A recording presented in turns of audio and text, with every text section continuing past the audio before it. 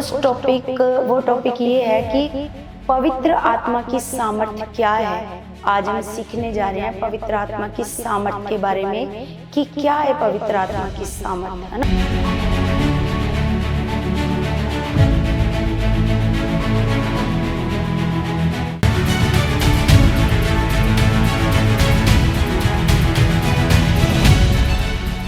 Praise the Lord everyone, God bless you all. परमेश्वर आप सबको बहुत सारी आशीष और बरकत दें। आपको परमेश्वर आत्मिक बुद्धि और समझ से ब्लेस करे। परमेश्वर आप सबको आत्मिक जीवन में बढ़ाए। और प्रभु की पवित्र हजूरी में मैं आप सबका स्वागत करती हूँ। प्रभु में आप सबकी सलामती हो, आप सबको प्रभु में शांति मिले, प्रभु में आप बढ़ते जाओ यीशु मसीह के नाम से।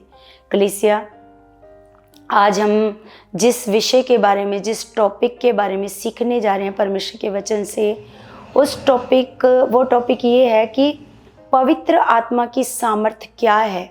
आज हम सीखने जा रहे हैं पवित्र आत्मा की सामर्थ्य के बारे में कि क्या है पवित्र आत्मा की सामर्थ्य, है ना। तो जो पवित्र आत्मा की सामर्थ्य है वो परमेश्वर की सामर्थ्य है ना। परमेश्वर की सामर्थ्य। और जैसे पवित्र आत्मा जो त्रिएक है, त्रिएक मतलब पिता पुत्र पवित्र आत्मा, उसमें ये तीसरा व्यक्ति के रूप में बाइबल में हमें बताया गया है कि जो पवित्र आत्मा है वो त्रिएक में तीसरा व्यक्ति है ना। वो है पवित्र आत्मा। और हमें जिसके द्वारा हम परमेश्वर की सामर्थ्य के महान कामों को देखते हैं। पवित्र आत्मा के जितने भी आप परमेश्वर के सामर्थ्य के कामों को देखते हैं, वो कौन करता है? वो पवित्र आत्मा के द्वारा होते हैं, है ना। तो हम आज जो हम वचन सीख रहे हैं कलीसिया, वो ये है कि पवित्र आत्मा की सामर्थ्य क्या है ना। जैसे हमने पहली बार पवित्र आत्मा को उत्पत्ति की पुस्तक में ऐसे काम करते हुए देखा, है ना। जैसे हम उसकी सृष्टि की रचना के समय में हमने देखा कि किस प्रकार पवित्र आत्मा ने सारी सृष्टि को क्या किया, ऐसे तैयार किया। जैसे हम परमेश्वर का वचन निकाल कर देखते हैं। अगर आप उत्पत्ति की पुस्तक निकालो कलीसिया, एक का एक से पढ़ते हैं तो लिखा है, आदि में परमेश्वर ने आकाश और पृथ्वी की सृष्टि की। पृथ्वी बेडौल और सुनसान पड़ी थी और गहरे जल के ऊपर अंधेरा था तथा परमेश्वर का आत्मा जल के ऊपर मंडराता था, है ना। तो यहाँ पर हम देखते हैं कलीसिया, जो ये पहली लाइन है, पहली वर्ष है, आदि में परमेश्वर ने आकाश और पृथ्वी की सृष्टि की। उसके बाद पृथ्वी बेडौल और सुनसान पड़ी थी। इन दोनों लाइनों के बीच में हमें तो यहाँ पर ये दोनों लाइनें जुड़ी हुई दिखाई दे रही हैं, लेकिन इन दोनों लाइनों के बीच में सालों का अंतर है, बहुत सालों का अंतर है ना। तो पहले परमेश्वर ने सृष्टि की, आकाश और पृथ्वी की, उसके बाद ये बेडौल कैसे हो गई, है ना, सुनसान कैसे हो गई, जबकि परमेश्वर ने सृष्टि बनाई। कैसे पूरा पानी पानी हो गया, कैसे पानी के ऊपर परमेश्वर का आत्मा मंडरा रहा है, कैसे पूरा अंधेरा अंधेरा हो गया। इन सारे बीचों में, दोनों लाइनों के बीच में बहुत समय का अंतर है। अभी तो जो हमारा टॉपिक है वो अलग है, नहीं तो मैं किसी और समय आपको इस बारे में ऐसे बताऊंगी, इस विषय के बारे में। लेकिन आज जो हम बात ये देख रहे हैं कि पवित्र आत्मा की सामर्थ्य, है ना, क्या है उसकी सामर्थ्य, क्या करती है उसकी सामर्थ्य, कैसे काम करती है उसकी सामर्थ्य, आज हम ये देख रहे हैं। तो कलीसिया, हमने देखा कि परमेश्वर का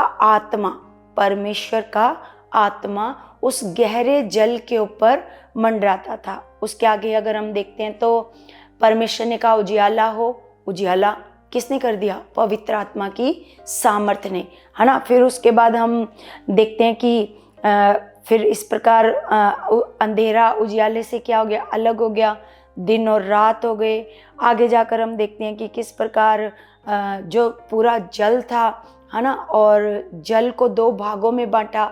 ऊपर का जल ऐसे आकाश में, नीचे का जल पृथ्वी पर, और बीच में ऐसे खाली जगह हुई है ना, तो सब कुछ किसने करा? पवित्र आत्मा की सामर्थ्य ने। हम सबसे पहले पवित्र आत्मा की सामर्थ्य को सृष्टि बनने के काम में देखते हैं। बाइबल में देखते हैं कि किस प्रकार पवित्र आत्मा ने सृष्टि को परमेश्वर के मुख से निकले हुए वचन को पूरा करके, ऐसे जो परमेश्वर के मुख से निकला वचन था, पवित्र आत्मा ने उसको क्या किया? तैयार किया। ये पवित्र आत्मा की क्या है? सामर्थ्य है ना। तो कलीसिया, हम पवित्र आत्मा ने परमेश्वर की इच्छा को पूरा करने के लिए ऐसे पुराने नियम के लोगों को भी ऐसे क्या दी? ऐसे सामर्थ्य, है ना, कि परमेश्वर की इच्छा को पूरा किया जाए। तो पवित्र आत्मा ने पुराने नियम के जो परमेश्वर के लोग थे उनको क्या दी? ऐसे सामर्थ्य दी। क्योंकि कलीसिया, हम देखते हैं कि पुराने नियम में जो पवित्र आत्मा था वो ऐसे उनके ऊपर जो आता था तो ऐसे मतलब परमानेंट उनके ऊपर नहीं रहता था, है ना, स्थायी रूप में उनके ऊपर पवित्र आत्मा नहीं रहता था। अगर कोई सामर्थ्य का काम करना है तो पवित्र आत्मा आता था, और फिर वो सामर्थ्य का काम जब हो जाता था तो पवित्र आत्मा लौट जाता था, है ना। फिर हम देखते हैं अगर किसी नबी के द्वारा या भविष्यद्वक्ता के द्वारा कोई बात करनी है, लोगों से कोई बात करनी है, लोगों को कुछ सिखाना है, कोई बताना है, तो पवित्र आत्मा आता था नबियों के ऊपर, भविष्यद्वक्ताओं के ऊपर। जब वो बात पूरी हो जाती थी पवित्र आत्मा लौट जाता था। तो ये परमानेंट या स्थायी रूप में पवित्र आत्मा परमेश्वर के लोगों के ऊपर नहीं रहता था। तो बात करके वो क्या करता था? ऐसे लौट जाता था, है ना। तो हम देखते हैं कि तो भी उस समय भी जब वो परमानेंट नहीं था तो भी पवित्र आत्मा ने क्या किया? उस समय भी पुराने नियम के लोगों के, परमेश्वर के लोगों के अंदर भी ऐसे पवित्र आत्मा ने सामर्थ्य के कामों को किया, है ना, जिनको वो लोग मतलब अपनी सामर्थ्य से नहीं कर सकते थे। जिन कामों को वो लोग अपनी सामर्थ्य से नहीं कर सकते थे, उन कामों को पवित्र आत्मा की सामर्थ्य ने किया। तो आज हम देखते हैं कि क्या पवित्र आत्मा की सामर्थ्य है, वो कैसे काम कर रहा है। आज हम बहुत सारी बातों से सीखेंगे कि पवित्र आत्मा की सामर्थ्य क्या है और वो कैसे काम करती है हमारे जीवनों में, है ना। तो कलीसिया, जैसे हम सबसे पहले एक परमेश्वर का वचन पढ़ते हैं, पहला शमूएल 16 अध्याय 16 का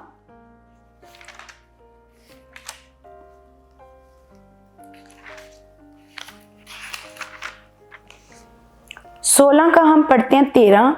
तो इसमें लिखा है कलीसिया, तब दाऊद अपने ये दूसरा शमूएल आ गया, पहला शमूएल 16 का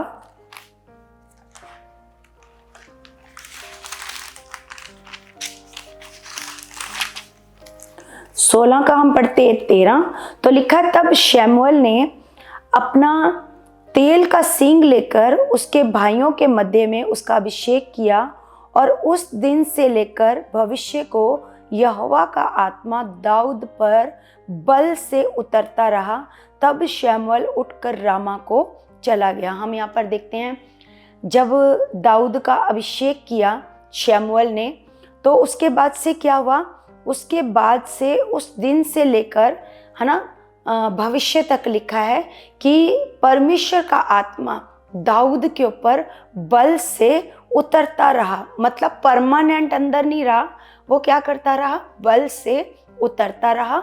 और दाऊद के द्वारा भी पवित्र आत्मा ने बहुत सारे सामर्थ्य के कामों को किया। बहुत सारे, जैसे हमने देखा गोलियत को किस प्रकार मरवाया, है ना, दाऊद के द्वारा किस प्रकार गोलियत को मरवाया, किस प्रकार ये पवित्र आत्मा के सामर्थ्य के काम है ना। पवित्र आत्मा की सामर्थ्य ने ये काम किया, वरना दाऊद तो क्या था? उस वीर गोलियत के सामने दाऊद तो एक छोटा बच्चा था। लेकिन हम देखते हैं कि किस प्रकार पवित्र आत्मा की सामर्थ्य ने, जब पवित्र आत्मा उसके ऊपर बल से उतरा, तो कैसे उसके द्वारा उस बड़े गोलियत को क्या करवा दिया? मरवा दिया। तो आगे हम देखते हैं एक वचन, निर्गमन की पुस्तक 31 अध्याय 31 का हम पढ़ते हैं कलीसिया 2 और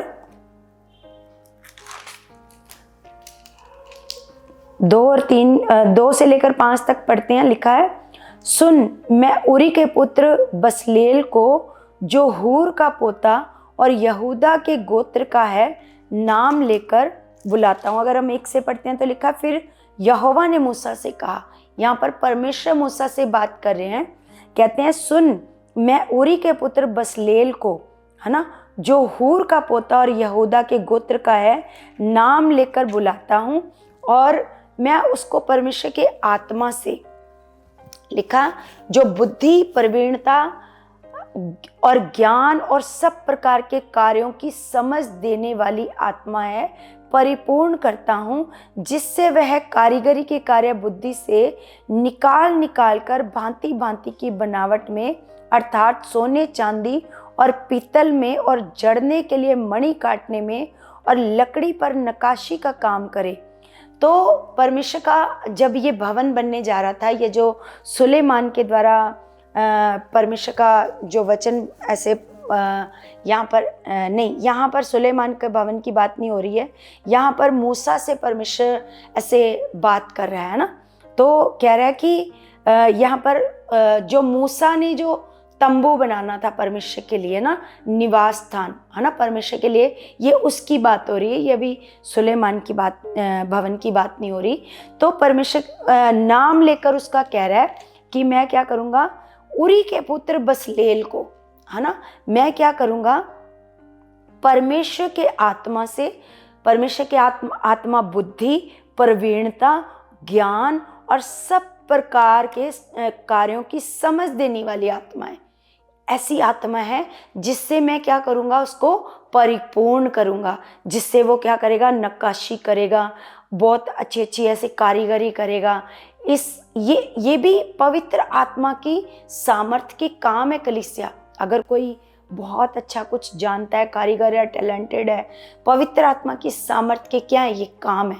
पवित्र आत्मा के पास बुद्धि, प्रवीणता, है ना, और ज्ञान, सब प्रकार के कार्यों की समझ देने वाली ये आत्मा है, ये उसकी सामर्थ्य के काम है सच में कलीसिया। और आगे हम एक वचन और देखते हैं, गिनती की पुस्तक 27 अध्याय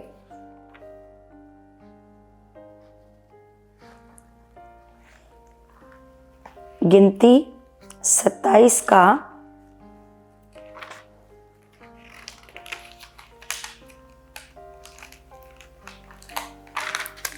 27 का पढ़ते हैं हम 18। तो यहां पर लिखा,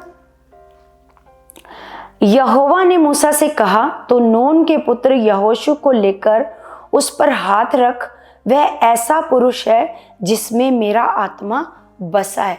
क्योंकि पुराने नियम में परमेश्वर ने जिसके द्वारा अपने सामर्थ्य के काम लेने होते थे, या जिससे कोई काम करवाना होता था, तो परमेश्वर उसके ऊपर अपना पवित्र आत्मा क्या करता था, ऐसे उंडेलता था, उसके ऊपर अपना पवित्र आत्मा देता था उसको, है ना। तो ये परमेश्वर उस मूसा को परमेश्वर ये कह रहा है कि तू जाकर यहोशू के ऊपर क्या कर, हाथ रख, क्योंकि लिखा है वह ऐसा पुरुष है जिसमें मेरा आत्मा ऐसे बसा है। क्योंकि उसको तू क्या कर दे, अब नियुक्त करते मेरे कामों के लिए, क्योंकि अब उसमें क्या है, मेरा आत्मा ऐसे बसा है। तो हम देखते हैं कलीसिया आगे, अगर हम न्यायियों की पुस्तक में पढ़ते हैं, तो अगर हम शिमशोन के बारे में पढ़ते हैं, तो शिमशोन के द्वारा जब परमेश्वर ने सामर्थ्य के कामों को करवाना था ना, कैसे हम देखते हैं कि एक जवान शेर को कैसे उसने फाड़ दिया, है ना। अगर हम शमशोन 14 अध्याय उसका 6 में पढ़ते हैं, तो किस प्रकार उसने क्या किया, ऐसे जब पवित्र आत्मा उसके ऊपर बल से उतरा, तो सामर्थ का काम क्या हुआ, प्रकट हुआ, और उसने जवान शेर को ऐसे फाड़ दिया, लिखा है जैसे बकरी का बच्चा, ऐसे उसने क्या कर दिया, फाड़ दिया। और सच में ये सारे सामर्थ्य के कामों को किसने किया, पवित्र आत्मा की सामर्थ्य ने। क्योंकि अगर आप एक मनुष्य को देखो तो मनुष्य ऐसे सामर्थ्य के कामों को नहीं कर सकता। ये जब परमेश्वर का पवित्र आत्मा पुराने नियम में स्थायी नहीं था, पुराने नियम में वो कभी कभी उतरता था और वो जब सामर्थ्य का काम हो जाता था तो पवित्र आत्मा फिर से परमेश्वर के पास ऐसे लौट जाता था। और जब कोई बात करनी है, सामर्थ्य का कोई काम करना है, तो वो फिर से उन लोगों के ऊपर आ जाता था जिनके द्वारा परमेश्वर काम करवाता था। तो ये काम मनुष्य नहीं करता था, कौन करता था? परमेश्वर के आत्मा की सामर्थ्य के द्वारा ये सारे काम होते थे। तो अगर हम नए नियम में देखते हैं कलीसिया, तो नए नियम में प्रभु यीशु मसीह ने पवित्र आत्मा को एक स्थायी मार्गदर्शक, मतलब अब ये जो पवित्र आत्मा है अब लोगों पर आता जाता नहीं है। अब प्रभु यीशु मसीह के बलिदान के द्वारा, प्रभु यीशु मसीह के स्वर्ग जाने के द्वारा, जब यीशु मसीह मुर्दों में से जीवित हुए तो प्रभु यीशु मसीह ने यूहन्ना 14 अध्याय में लोगों को बताया कि मैं पिता के पास जाता हूँ और मैं पिता से क्या करता हूँ, विनती करूँगा कि वो तुम्हारे लिए एक सहायक दे, है ना, वो तुम्हारे सदा साथ रहे, वो तुम्हें कभी ना छोड़े, है ना। तो वो अब जो प्रभु यीशु मसीह पवित्र आत्मा की बात कर रहे हैं, अब ये जो पवित्र आत्मा है ये स्थायी मार्गदर्शक है। अब ये परमानेंट आपके साथ रहता है। अब आपका शरीर पवित्र आत्मा का क्या है, मंदिर है। अब आपके अंदर पवित्र आत्मा वास करता है और आपका क्या करता है, मार्गदर्शन करता है। और शिक्षक वो शिक्षा देता है और उद्धार की छाप इस पवित्र आत्मा के द्वारा लगी। अब आपको पता है कि पवित्र आत्मा अब हमारे अंदर है तो उद्धार की क्या लग चुकी है, ऐसे छाप, छाप मतलब एक स्टैंप, एक मोहर, जैसे किसी कागज़ के ऊपर किसी ऑफिसर की या उसके कोई बड़े दफ्तर की ऐसे स्टैंप लग जाती है तो उसकी कितनी वैल्यू हो जाती है, वो काम पक्का हो जाता है कि ये सुनिश्चित हो चुका है, पक्का हो चुका है। तो हमारे लिए भी उद्धार की क्या लग चुकी है, छाप लग चुकी है पवित्र आत्मा की सामर्थ्य के द्वारा। और हम देखते हैं कि विश्वासियों को सांत्वना देता है ये पवित्र आत्मा की सामर्थ्य। विश्वासी किसी हालात में चले जाते हैं, परेशानी में फंस जाते हैं, तो पवित्र आत्मा की सामर्थ्य क्या करती है, ऐसे सांत्वना देती है, दिलासा देती है, हौसला देती है। मत डरो, मैं तुम्हारे साथ हूँ, घबराओ मत, इधर उधर मत ताको, मैं तुम्हारा परमेश्वर हूँ। तो सच में कलीसिया ये पवित्र आत्मा की सामर्थ्य क्या करती है, सांत्वना देती है। आज हम सीख रहे हैं कलीसिया, हमारा टॉपिक है पवित्र आत्मा की सामर्थ्य क्या है ना।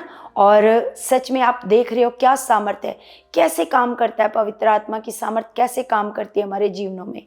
तो कलीसिया जैसे हम एक वचन पढ़ते हैं यूहन्ना का 14 अध्याय, यूहन्ना की पुस्तक, यूहन्ना की अंजील 14 का हम पढ़ते हैं, हम पढ़ेंगे 16। तो यहाँ पर लिखा है, मैं पिता से विनती करूँगा और वह तुम्हें एक और सहायक देगा कि वह सर्वदा तुम्हारे साथ रहे, अर्थात सत्य का आत्मा, जिसे संसार ग्रहण नहीं कर सकता क्योंकि वह ना उसे देखता है और ना उसे जानता है। तुम उसे जानते हो क्योंकि वह तुम्हारे साथ रहता है और वह तुम में होगा। मैं तुम्हें अनाथ नहीं छोड़ूंगा, मैं तुम्हारे पास आता हूँ। और थोड़ी देर रह गई है कि संसार मुझे ना देखेगा, परंतु तुम मुझे देखोगे, इसलिए कि मैं जीवित हूँ, तुम भी जीवित रहोगे।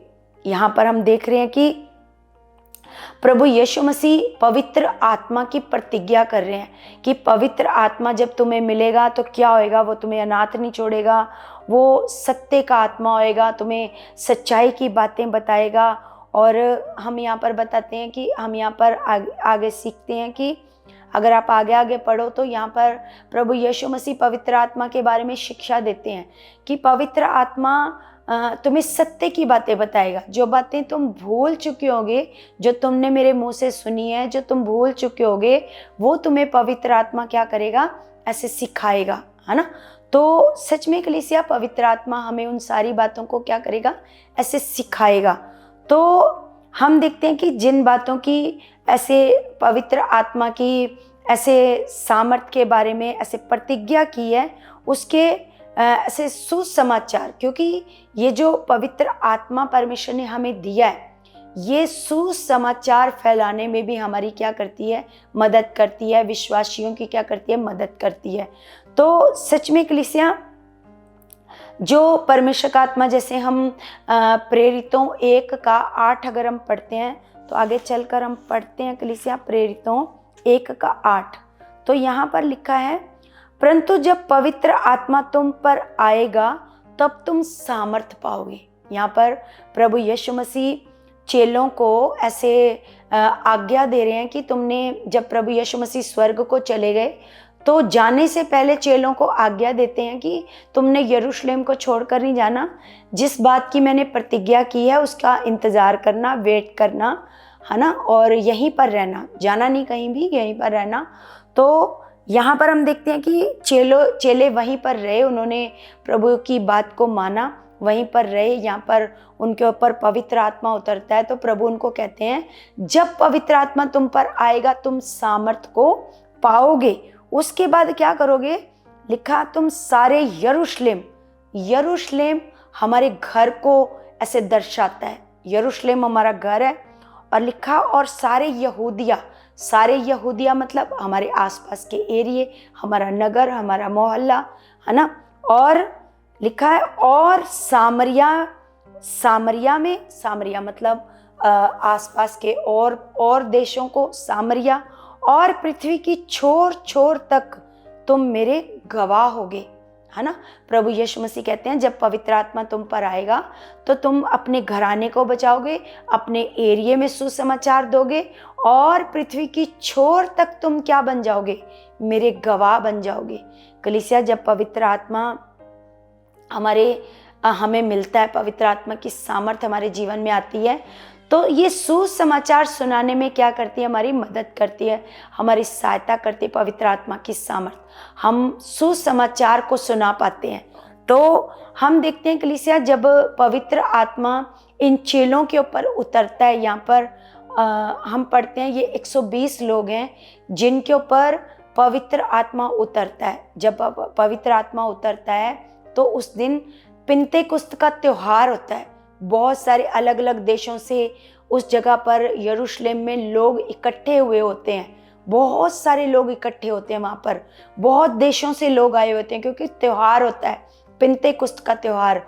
और उसी दिन इन लोगों के ऊपर पवित्र आत्मा उतरता है, और जब पवित्र आत्मा उतरता है तो ये लोग, लिखा है, अन्य भाषा में बातें करने लगते हैं। मतलब अन्य भाषा में मतलब जो लोग वहाँ पर आए थे उनकी भाषा में वो लोग बातें करने लग जाते हैं, जबकि वो लोग कभी भी उनके देश में नहीं गए, उनकी भाषा को नहीं जानते। ये क्या है, ये पवित्र आत्मा की सामर्थ है। क्योंकि पहले तो हम देखते हैं कि जब पवित्र आत्मा नहीं था तो पतरस क्या कर रहा था, डर रहा था, वापस चला गया, प्रभु यीशु का इनकार कर दिया, फिर से अपना बिजनेस करने लगा। लेकिन अब पवित्र आत्मा की सामर्थ क्या कर रही है, उसके अंदर दलेरी को भर रही है, और वो हियाव से क्या कर रहा है, वो सुसमाचार दे रहा है। अब वो यीशु मसीह के बारे में सुसमाचार सुना रहा है। अगर आप पढ़ोगे 2 अध्याय में तो किस प्रकार वो हियाव के साथ वो क्या करने लगा, ऐसे परमेश्वर के बारे में बताने लगा, है ना। जब प्रभु यीशु मसीह के बारे में, उसके मतलब प्रभु यीशु मसीह की सामर्थ, है ना, जैसे वो हमारे लिए, हमारे गुनाहों के लिए, हमारे पापों के लिए वो क्रूस पर कुर्बान हुए, और फिर तीसरे दिन मुर्दों में से जी उठे। ये सारी बातें पतरस उन लोगों को बता रहा है, और वो लोग सुन रहे हैं। जब वो लोग सुन रहे हैं तो लिखा है आगे जाकर कि उन लोगों के हृदय छिद जाते हैं। पवित्र आत्मा की सामर्थ जब कार्य करती है कलीसिया, तो सच में लोगों के हृदय छिदते हैं। परमेश्वर ने हमें जो पवित्र आत्मा दिया है सुसमाचार सुनाने के लिए, जब हम सुसमाचार सुनाते हैं पवित्र आत्मा के द्वारा, तो लोगों के हृदय छिदते हैं। तो जैसे यहाँ पर लोगों के हृदय छिदे, और लोगों ने पूछा कि हे भाइयों, में बताओ हम क्या करें। तो उन्होंने कहा, पतरस ने कहा कि तुम क्या करो, अपने मन को फिराओ, अपना मन फिराओ, और पिता पुत्र पवित्र आत्मा के नाम से बपतिस्मा लो। तो फिर वो क्या करते हैं, बपतिस्मा लेते हैं। है ना। तो सच में कलीसिया जब वो बपतिस्मा लेते हैं तो आगे हम देखते हैं किस प्रकार कलीसियाएं बढ़ती हैं। ये कलीसिया की शुरुआत है।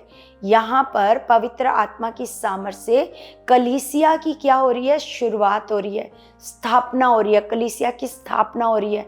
आगे हम देखते हैं किस प्रकार पवित्र आत्मा की सामर्थ्य से तीसरे अध्याय में हम देखते हैं किस प्रकार पतरस और यूहन्ना के द्वारा लंगड़ा चलने लग जाता है ना। ये वही पतरस है जो डर कर भाग जाता है, डर जाता है और प्रभु यीशु मसीह का इनकार करता है। आज वही पतरस है, पवित्र आत्मा की सामर्थ्य के द्वारा क्या कर रहा है, एक लंगड़े को चला दिया।